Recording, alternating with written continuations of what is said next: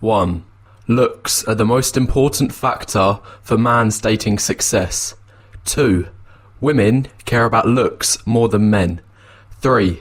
This is mainly because women are much more selective in their mate choice. Their dating strategy can be compared to a single-line fisherman trying to catch the highest quality fish. Meanwhile, 4. Most men take whatever they can get. They're like sea trawlers throwing a big net into the ocean, picking up whatever. There's a lot of men out there that will pretty much go with anyone, attractive or unattractive. 5. Looks is becoming even more important for guys now because of the explosion of online dating apps. 6. Looks is also becoming more important because women are exposed to more and more options daily. What's the fastest way to narrow down 100 options? Easy. Just get rid of anyone short, ugly, bald, and so on. 7. Any man an 8 or above in attractiveness will have the red carpet rolled out for him on online dating apps. 8. In contrast, any man between a 5 and 7 in attractiveness will struggle massively on online dating, getting barely any matches and scarcely getting replies to messages. 9. Any man below a 5 will get 0 matches for life. 10. On online dating apps, 60% of likes go to the top 10% of men. 11. 80% of the matches go to the top 20%. 12. 95% of matches go to the top 50%. Therefore, 13. Just 5% of matches go to the bottom 50% of guys. 14. These statistics also show that looks are mostly objective. There is very little room for opinion or preference. 15. A man's money now means nothing to women, as they can instead either work for themselves or rely on the government to provide resources instead. 16. Any man that gets in a relationship based on his money has no real attraction from the woman. It is all fake love. 17. His only purpose is just to provide resources for her, whether it be pay for her bills, expensive dates, holidays, and so on. 18. Any man that gets a relationship mainly because of his money will likely get dumped as soon as he loses his job or investments. 19. Relationships based on money will likely end up as dead bedrooms. The man might get intimacy twice a year, on his birthday and on Christmas. 20. Confidence doesn't mean much and only helps if the man in question is already attractive. 21. This is because if an unattractive guy is confident, it is often seen as creepy or arrogant. Besides, 22. Confidence is very correlated with looks anyway. Statistically speaking, shorter, more unattractive and overweight people are more likely to get bullied in school, which, no surprise, is going to have a negative effect on a person's confidence and self-esteem. Meanwhile, 23. Attractive people are more likely to be appraised from teachers, parents, which in turn boosts their confidence. 24. On top of this, generally people tend to adopt a level of confidence based on how they look. 25. For example, how can this short guy look confident to the camera if he's standing next to this man who's way taller than him? 26. How can this man smile with confidence when he has bad teeth? 27. How can this man be confident in his own skin when he has severe facial acne? 28. Status also doesn't matter for these reasons. Because 29, similar to confidence, status is also largely determined by looks. For example, 30, 58% of CEOs are over 6 foot, despite them only making up 15% of the population. Additionally, 31, women tend to only care about status when they have reached settling down age. 32, university-aged girls don't care much about a man's BMW if the man driving it is short, old and balding. 33. Women only start caring about your personality after you're above their minimum looks threshold. 34. If you're way above a woman's minimum looks threshold, it gets to the point where you can get away with pretty much anything, and in fact your negative personality traits can be seen as positives.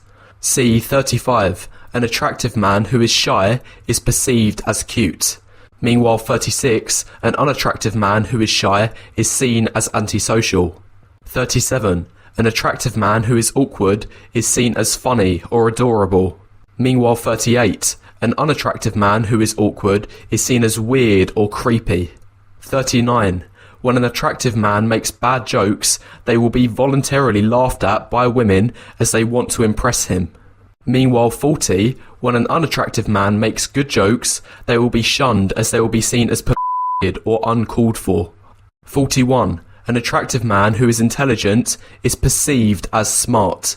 Meanwhile, 42. Intelligence on an unattractive man is nerdy or geeky. 43. An attractive man with no friends is seen as a lone wolf. Meanwhile, 44. An unattractive man with no friends is seen as a friendless loser. So, that's the first 44 points. And now I've got almost half of the points out the way. Now is a good time to press the like button and leave any thoughts you have in the comments below, as it helps the YouTube algorithm. Anyway, carrying on with the rest of the points. 45. Things such as grooming or improving your appearance don't amount to much and are overrated. This is because 46. Clothes and haircuts are not tied to your genetics. You can't pass down an expensive haircut to a child. It is an environmental factor. Therefore, women won't care about it. 47. Additionally, these factors often only work when the man is attractive anyway. Nice clothes look good when worn by attractive men, not the other way round. 48. An unattractive man in the exact same clothes will look terrible. 49. Going to the gym only helps if you are at least average in the face, for which it can dramatically improve your appearance. Meanwhile, 50. If you're below average in the face, getting a gym body will unlikely work, as it will be seen as overcompensating. 51. A gym body can look pathetic on a short guy, like he's an aggressive leprechaun. 52. Some men who are even above average in the face and height are still genetically limited due to factors such as a poor frame and bad muscle building genetics. 53. If a man has good height who was previously overweight, lowering his body fat percentage in the gym can completely transform his attractiveness.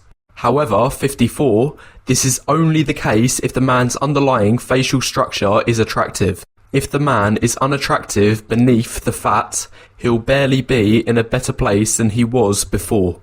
55. The only difference between a friend and a boyfriend is how physically attractive you are. 56. Most mainstream dating advice is simply awful, and it only serves to temporarily make people feel better about themselves. 57. For example, phrases such as just be yourself, just put yourself out there, just be presentable and make people laugh are only surface level and don't infiltrate deeper meanings of attraction. 58. In fact, any dating advice that starts with just do whatever is probably going to be terrible, terrible advice. 59. The number of men excluded from the dating market is increasing year after year, and this is mainly because of rejections based on looks. 60. The attractiveness of your face is determined by your facial bone structure and is almost entirely genetic. 61. The importance of facial features goes eyes first, then jaw, then hair, then mid-face. However, 62, it is better to score averagely in everything rather than having one or two fantastic features along with one outstandingly bad feature. For these two guys, the man on the left is more attractive than the man on the right because he has much better consistency, and this is despite having a lower overall score. 63. Surgery may be one of the only potential solutions for men with unattractive features. 64. Height is an attractive trait as it is seen as a display of dominance. 65. The ideal height for men falls between the 6'2 to 6'4 range. However, men who are 6 foot are also in a good spot and don't have anything to worry about. 66. Every inch you have lower than 6 foot is seen as a small blow to your overall attractiveness. This is the danger zone.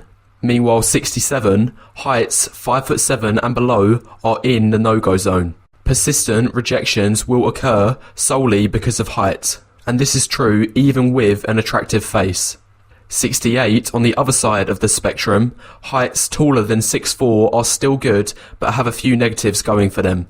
Namely, it can increase the likelihood of falling into a niche market, also the likelihood of having an elongated horse face or a lanky body and frame will increase. Therefore, the ideal remains at 6'2 to 6'4. That said, those who are 6'5" and above are still better off than the average heighters of 5'9" to 5'11". 70. Balding can destroy a man's chances in the dating market, even if he was successful in the past. 71. Although it is still possible to be attractive if you're bald, the black pill teaches that less than 5% of men can pull off the bald look, and those people would usually need to be attractive to begin with anyway. 72. Balding will give the appearance of being 10 years older than your true age. 73. Men reach their attractiveness peak between the ages of 20 and 28. 74. Men younger than the age of 20 may not have a fully developed face yet, therefore they're not as attractive. Meanwhile, 75. Men older than the age of 28 will increasingly face issues caused by aging, such as balding, skin degradation, wrinkling, and so on. 76. This process of aging will likely start off slow but accelerate rapidly into a man's mid-30s. 77. Women reach their peak of attractiveness between the ages of 18 to 24. 78. The peak of attractiveness for women is narrower than men's because aging affects women faster, and this is due to women's smaller fertility window. As you can see from the chart on the right, men's decline in fertility is much more gradual. 79. The ideal P length is 6 inches or greater. 80. 5 inches is seen as an uphill struggle. Again, this is the danger zone. 81. Anything below 5 puts you in a very difficult situation. 82. Women of all ethnicities have a preference of dating ethnically white men. However, 83. Chads are their own separate class. 84. Women will never tell men the truth about just how important looks are. 85. The main reason for this is to avoid causing upset. 86. Instead, women will tell men personality matters the most in order to keep those guys in the friend zone and or keep receiving attention and validation from them. 87. Women only date up in terms of value. There is no dating down out of sympathy because she feels bad for the guy who can't find anyone else. 88. And if there are no men available for her to date up in value, she would rather share a Chad than have a beta all to herself. 89. The only exception to this is where a woman will deliberately date down with a guy in order to seize control of the relationship. 90. This will often lead to things such as the woman will decide if and when intimacy happens, or 91, the man needs to compensate for his lack of looks by contributing disproportionately more financially towards the relationship. 92. Polygamy is becoming an ever more present reality for the future of the dating market. 93. It is impossible for any woman, irrespective of her attractiveness, to not be able to get intimacy within the very next 24 hours. 94. Dating is like supermarket shopping for women, but like trying to find life in outer space for men. 95. Modern women will spend their teens and 20s rejecting men who don't meet their crazy standards. 96. Then, in their 30s, those same women will plead, "Where are all the good men gone?" 97. Modern women will friend-zone unattractive guys in their 20s who have provider potential, therefore keeping him in orbit. 98. Then, in her 30s, she may try to settle down with the exact same guy so he can provide resources for her. 99. The media encourages men to provide resources and simp over women. For example, just look at Valentine's Day. It's all about the man proving himself and buying gifts for the woman. Guys, believe me, I've worked in restaurants over Valentine's, and I'd say 80% of the time, the man has to pay the bill in full. 20% the bill is split, 0% the woman will be the one to pay. Finally, 100. Women see it as an insult if an unattractive man approaches her, as she thinks he is insinuating he is on her level. So that's all 100 of my points of the black pill. Here is a list of all the categories, and I have attached timestamps here so you can re-watch parts of the video if you need to rejig your memory. Anyway, that's the video. Be sure to press the like button and leave any thoughts you have in the comments below, as it helps the YouTube algorithm.